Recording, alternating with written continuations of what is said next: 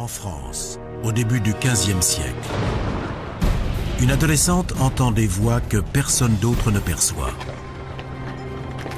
Elle s'appelle Jeanne d'Arc et elle prétend que Dieu lui parle. Peu importe que ce soit vrai ou pas, l'important, c'est qu'elle y croyait. La jeune femme entreprend une mission sacrée, vaincre les Anglais et assister au couronnement du roi de France. Est-elle une messagère de Dieu, une sorcière ou une guerrière? Comment cette jeune fille de 19 ans a-t-elle réussi à surmonter d'atroces souffrances et à accomplir de tels exploits? Historiens, neurologues et psychologues de la religion tentent de trouver des réponses à travers l'étude de sa vie.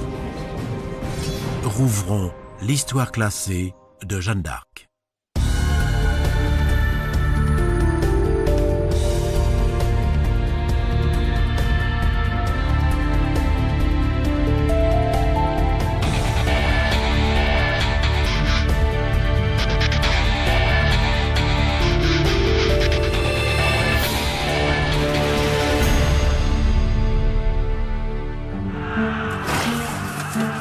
Jeanne d'Arc, sainte patronne de la France et héroïne nationale. Son histoire a été embellie au cours des siècles et la légende a fini par prendre le pas sur la vérité. Rachel Gibbons étudie le personnage et l'histoire médiévale depuis plus de 20 ans. C'est à la fois une sainte, une cavalière, une hérétique, une sorcière, une ardente féministe et une prophétesse. Les scientifiques ont examiné en détail chacun des miracles qui ont jalonné sa vie. Ils pensent qu'il est désormais possible de les expliquer.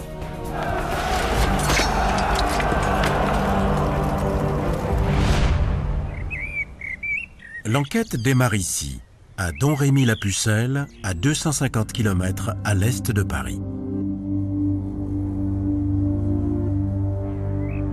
Vers 1428, cette maison familiale, cette église et ces rues sont le théâtre du premier mystère de Jeanne d'Arc.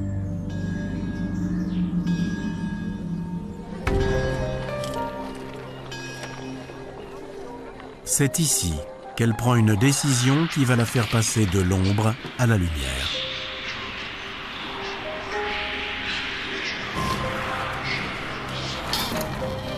À seulement 16 ans, elle quitte le foyer.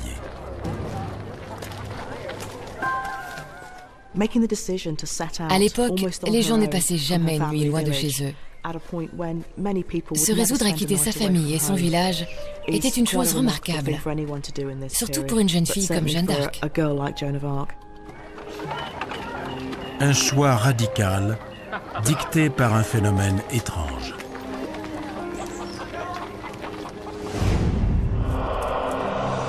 Jeanne d'Arc déclare qu'elle entend des voix depuis l'âge de 13 ans.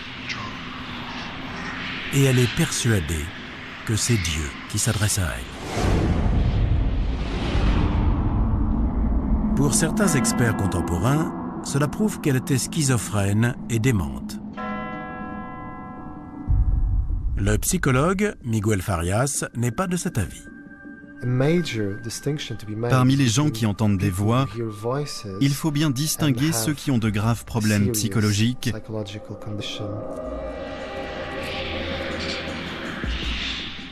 et ceux qui mènent une vie tout à fait normale.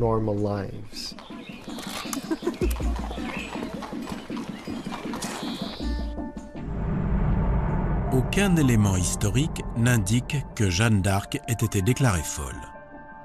Enfant, il semblerait qu'elle se comportait normalement en société. Le docteur Farias pense que les voix étaient peut-être des pensées ancrées dans son inconscient. D'un point de vue purement psychologique, on peut penser que son tempérament lui permettait de percevoir des éléments de son inconscient qu'elle prenait pour des voix. Influencée par les croyances chrétiennes de l'époque, elle parvient à la conclusion que ce sont des messages divins. Au XVe siècle, ce genre d'interprétation n'est pas exceptionnel. Du temps de Jeanne d'Arc, il devait y avoir des dizaines de visionnaires ou supposés prophètes en France. Cela reste un phénomène assez rare, mais on est tout de même au-delà du cas unique. Et une grande partie de ces visionnaires sont des femmes. Dans l'Europe médiévale, la religion est l'un des seuls moyens qu'ont les femmes d'accéder à un certain statut social et à un certain niveau de reconnaissance. On a coutume de demander conseil à ces femmes touchées par la grâce. Perçue comme une porteuse de la parole divine, Jeanne d'Arc a pu se faire accepter facilement. Des écrits de l'époque la décrivent comme extrêmement pieuse. Pourtant, elle sera plus tard accusée d'hérésie. En parcourant les comptes rendus des procès, on peut voir la preuve de sa rigueur et de sa grande dévotion. Sa faculté à pénétrer son inconscient et sa ferveur religieuse peuvent expliquer qu'elle ait entendu des voix divines. Mais ce sont les actes inspirés par ces voix qui font d'elle un être à part. Le fait que ses contemporains aient cru à ces affirmations ou que nous y croyons aujourd'hui n'est pas le plus important. Ce qui compte, c'est qu'elle y croyait. Elle en était d'ailleurs tellement convaincue qu'elle s'est mise en tête de réaliser l'impossible.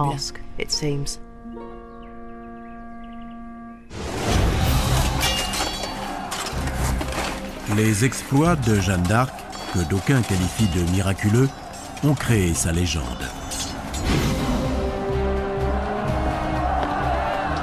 Elle les a réalisés au cœur d'un terrible conflit.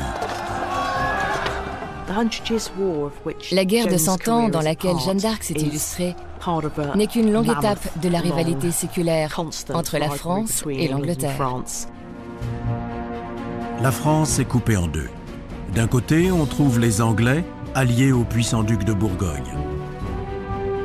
De l'autre, l'héritier du trône de France, Charles VII, qui ne veut pas perdre son royaume. Les Anglais et les Bourguignons tiennent le nord du pays et les Français le sud. Une frontière naturelle les sépare, la Loire. Jeanne d'Arc arrive dans le conflit à un moment où les Français sont au plus mal. Les Anglais gagnent progressivement du terrain. C'est dans ces circonstances que Jeanne d'Arc fait son entrée.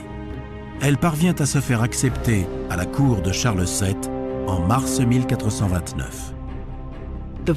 Sa détermination et les voix qu'elle entend ont intrigué le roi.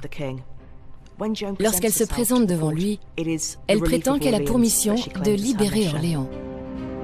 La ville se trouve sur la ligne de front du conflit. Les Anglais étaient aux portes d'Orléans. Pour aller plus loin, il leur fallait prendre ce lieu emblématique et stratégique. Le siège dure 7 mois. Certains historiens avancent que c'est en désespoir de cause que Charles VII a permis à Jeanne d'Arc de se rendre à Orléans avec des renforts. Elle est bien accueillie par les troupes, qui voient en elle la preuve que Dieu est du côté des Français. La légende de la combattante Jeanne d'Arc est née. Mais où cette frêle jeune fille a-t-elle trouvé la force de se battre en armure? Tobias Capwell, spécialiste en armement médiéval, a son idée sur la question. Tout le monde pense que les armures étaient extrêmement lourdes, que les chevaliers avançaient péniblement sur le champ de bataille et qu'il fallait les hisser sur leurs chevaux avec une grue. C'est totalement faux. Les protections de l'époque sont en acier, un matériau d'une grande robustesse. Une fine couche suffisait à obtenir un blindage efficace. Une armure complète est comme un exosquelette. C'est léger et maniable. Celle de Jeanne d'Arc devait peser entre 15 et 20 kilos.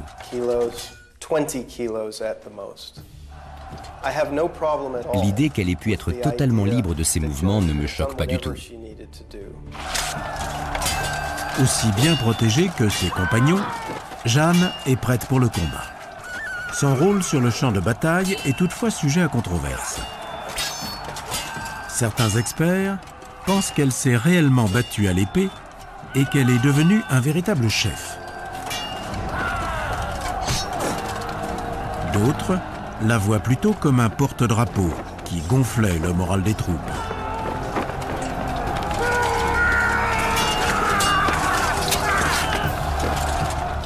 Lors de son procès, elle aurait d'ailleurs affirmé qu'elle préférait ne pas se battre. Elle a déclaré que lors des attaques, elle ne lâchait pas sa bannière pour ne tuer personne. Mais les spécialistes sont d'accord sur un point, Jeanne d'Arc était en première ligne. On dit qu'elle aurait accompli un miracle à Orléans en mettant fin au siège anglais et en forçant l'ennemi à battre en retraite. Kelly de Vries, historien militaire, nous révèle que la réalité est bien différente. Les Anglais trouvent qu'il manque d'hommes pour se lancer à l'assaut des Français, et les Français n'essaient pas d'attaquer les positions anglaises. L'interprétation de Vries se fonde sur une analyse détaillée des faits qui ont précédé l'arrivée de Jeanne d'Arc. Dans les villes que les Anglais ont croisées avant d'arriver à la Loire, la population s'est rendue facilement. Ce n'est pas le cas des Orléanais. Les Anglais ne s'attendaient pas à ce qu'on leur résiste. Ils ne sont venus qu'avec un régiment d'environ 4000 hommes pour annexer la ville. Avec cet effectif limité, le chef anglais Thomas Montagu concentre ses efforts au sud sur le fort des Tourelles. Derrière cet édifice se trouve le seul pont qui permet d'atteindre la ville. C'est ici que les Orléanais vont frapper un grand coup. Ils détruisent le pont et coupent ainsi la progression de l'ennemi. Les Anglais ne peuvent plus avancer et entament un siège. Mais ils ne sont pas assez nombreux pour entourer la ville et empêcher les ravitaillements. De plus, ils jouent de malchance. Thomas Montagu est tué au cours d'un incident insolite dès les premiers jours de siège. C'est assez incroyable. Alors qu'il regardait par la fenêtre, un boulet de canon français est venu le frapper en pleine tête. Les Anglais ont brusquement perdu leur chef. Contrairement à la légende, lorsque Jeanne d'Arc arrive à Orléans, les Anglais ne sont pas sur le point de détruire la ville. Ils ne sont pas en mesure de gagner, et les Orléanais non plus. Les deux camps sont dans l'impasse. Les renforts amenés par Jeanne d'Arc font simplement pencher la balance en faveur des Français. Ils lancent une attaque sur le fort des Tourelles et parviennent à mettre leur adversaire en échec.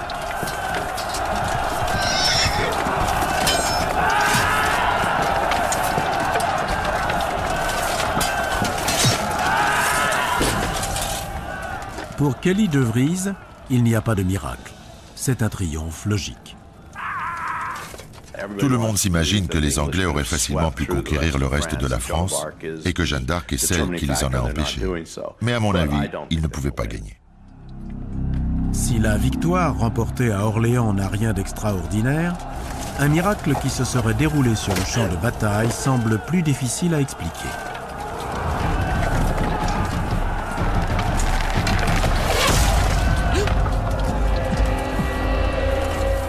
Jeanne d'Arc est atteinte par une flèche entre le cou et l'épaule. La plaie est profonde de 15 cm.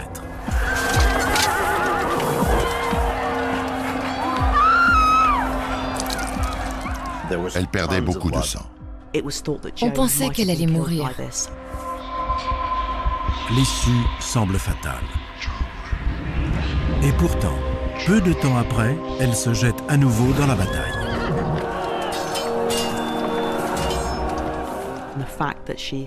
Le fait qu'elle se soit rétablie aussi vite d'un tel traumatisme a été décrit comme un miracle. Cependant, il n'existe aucune preuve de l'endroit exact de sa blessure ni de sa gravité. Le docteur Tobias Capwell cherche des indices. C'est une tâche difficile, parce qu'aucune armure du temps de Jeanne d'Arc n'a été conservée dans son intégralité. Ce gisant, situé dans une église de campagne à 105 km au nord-ouest de Londres, date du début du XVe siècle. C'est l'une des représentations les mieux préservées d'armures de l'époque. Celle que portait Jeanne d'Arc offrait une excellente protection contre les flèches. Si elle a subi une grave blessure, c'est qu'elle a été touchée au niveau d'un point faible.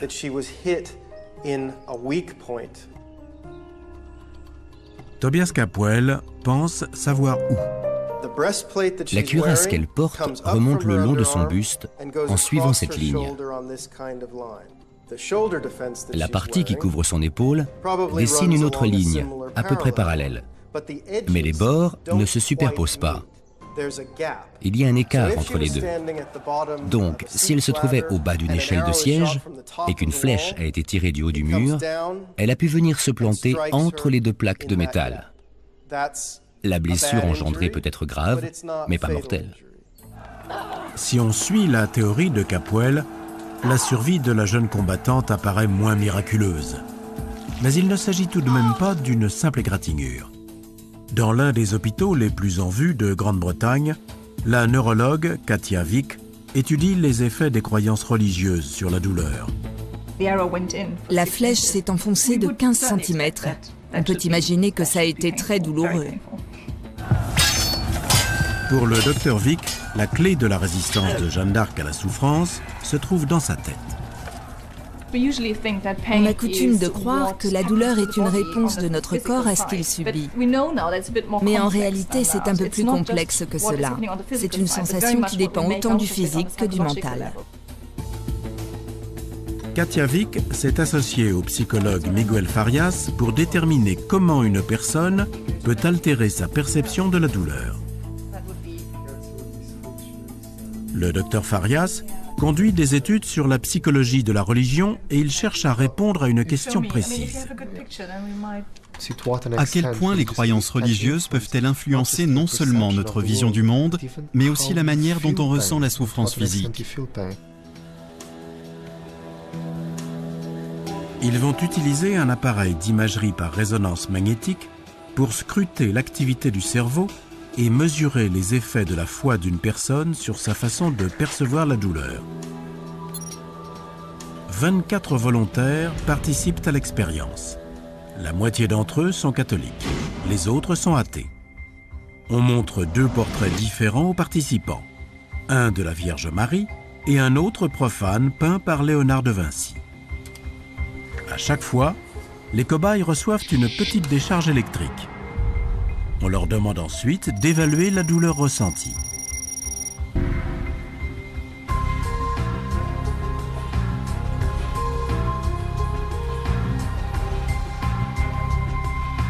Le docteur Vick enregistre les réponses des participants, mais également leur activité cérébrale tout au long du test.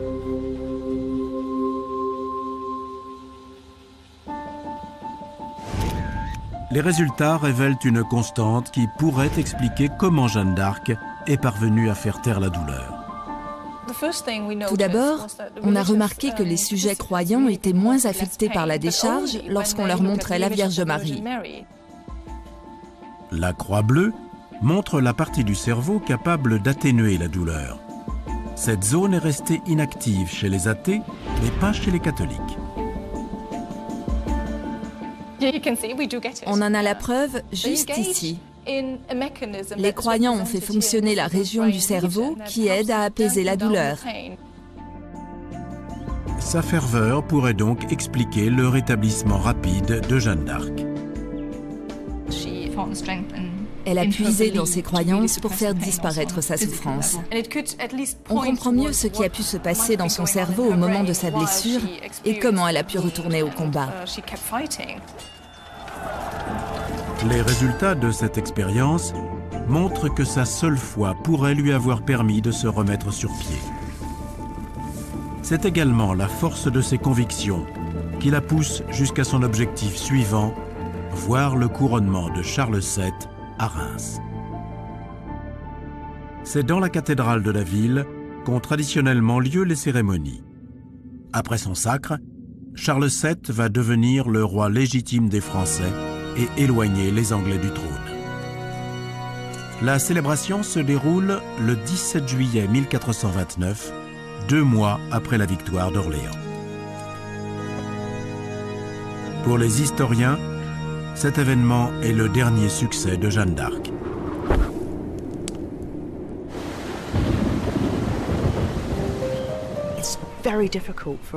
Il est très difficile pour quiconque vivant de nos jours de comprendre la détermination dont Jeanne d'Arc a fait preuve et l'intensité de ce qu'elle a vécu. Mais au final, c'est aussi sa force de caractère qui a causé sa perte. Après le sacre du roi, plutôt que de retourner chez elle, la jeune femme reprend les armes et se lance notamment dans une attaque insensée de Paris. Mais c'est un échec. Elle est capturée le 23 mai 1430 par les Bourguignons à Compiègne. Elle est ensuite livrée aux Anglais. C'est la fin de sa carrière militaire. Selon la légende, l'illustre combattante aurait délivré la France de l'oppresseur anglais au cours de la guerre de 100 ans. Mais la réalité historique est tout autre. Ni le couronnement de Charles VII, ni la capture de Jeanne d'Arc ne mettent fin à la guerre. Elle ne se termine qu'en 1453. Soit plus de 20 ans après la mort de la pucelle d'Orléans, qui n'atteindra jamais son but.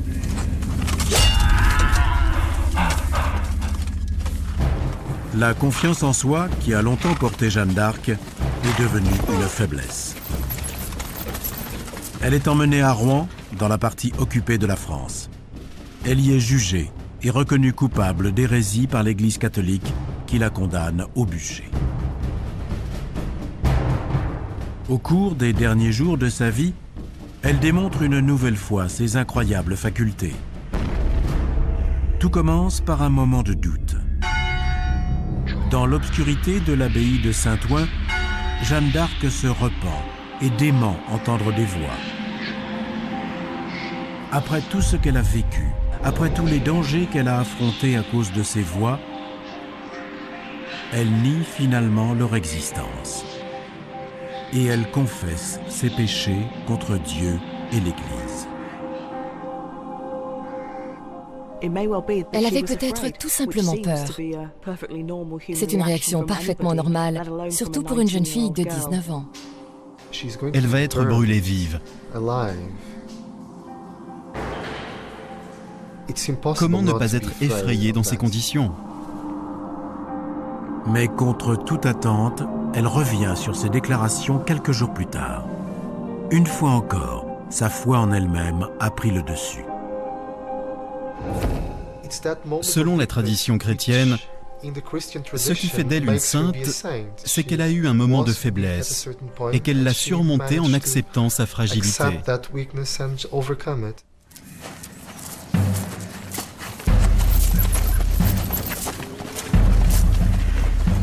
Jeanne d'Arc scelle son propre sort. Si elle n'avait pas été condamnée pour hérésie, et si elle n'était pas revenue sur son abjuration, elle serait peut-être morte dans l'anonymat. En se sacrifiant pour ce en quoi elle croyait, elle a grandement contribué à sa légende. Son existence tout entière a été déterminée par son incroyable force de caractère. Et sa mort, 22 mois après le couronnement du roi de France, en est la preuve ultime.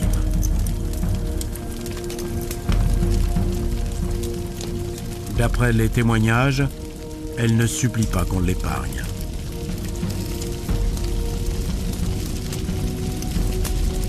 Elle répète simplement le nom de Jésus d'une voix claire et forte alors que les flammes s'élèvent.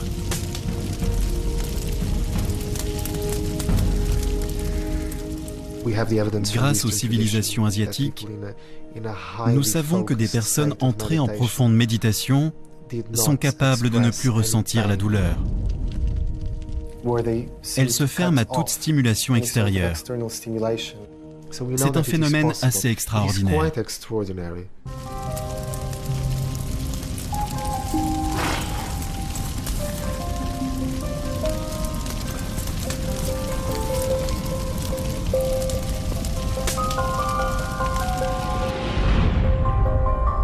La ferveur religieuse a guidé la vie de Jeanne d'Arc. Son extrême piété et sa ténacité expliquent en partie les miracles qu'elle a accomplis.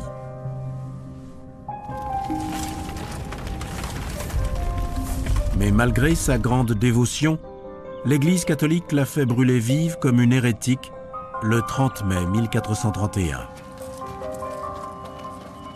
Il faudra près de 5 siècles pour qu'elle soit finalement canonisée par la même institution.